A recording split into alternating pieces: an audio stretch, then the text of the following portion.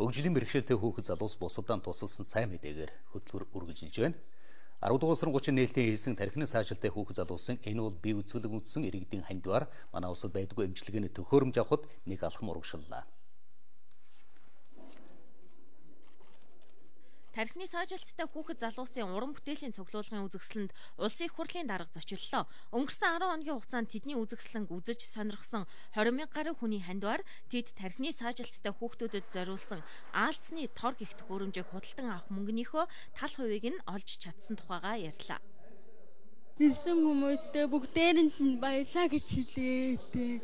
Тэр нь дэрлэг маань ч юм бэ чинь тэгээд бид ирээдүйн туслахаар ирсэн. Монголын ард түмэн намайг үнэлэх байхаа гэж би боддог байсан. Тэр маань биелээ олжлоо. Тэгээд үндэсний өгөх өдөрт зориулж хийсэнд их баяртай байна. Үндэсний өгөх өдөрт зориулсан энэ үзэсгэлэнд инх сайхан хөдрөд мөнх тулга намун цэцэг дүлгөө нар бүтээлээ дэлгэсэн тэдний зурсан зураг түлхүүрийн Осрын цуглуулга бичсэн шүлэг нь олон хүнд хүрч саажилттай хүүхдүүд ямар авьяастай нээлттэй байж чаддаг гэдгийг харуулсан юм а. За хөгжлийн бэрхшээлтэй иргэд рүү чиглэсэн хууль эрх зүйн орчныг илүү сайжруулахаар ажиллаж байгааг салбарын сайд нь мэдээллээ. Дөнгөж сая өнгөрсөн 7 хоногийн 5 дахь өдөр хөгжлөмшөлтэй хүний эрхийн тухай хуулийн төслийг өргөн барилаа.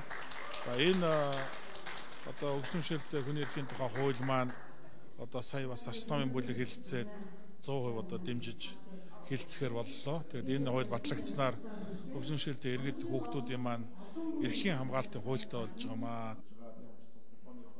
Урд хөршийн буцалгүй тусламжуулах 60 тэрбум төгрөгөөр хөгжлийн бэрхшээлтэй хүүхдийн үндэсний төвийн барилгын ажлыг эрх хавраас эхлүүлэхээр болсон. Мөн Япон улсын засгийн газрын буцалгүй тусламж 300 орчим сая йенээр эмчилгээний 7 иж бүрдэл тоног төхөөрөмжтэй болоод байгаа юм байна. Энэ бол бие үзэсгэлэнгийн хаалтын үеэр намун цэцэг Хүдэрбат Дүлгөө нарт Монголын залуучуудын холбооны тэргүүний залуу медалийг улсын хурлын дарга гардуулж өгсөн юм а.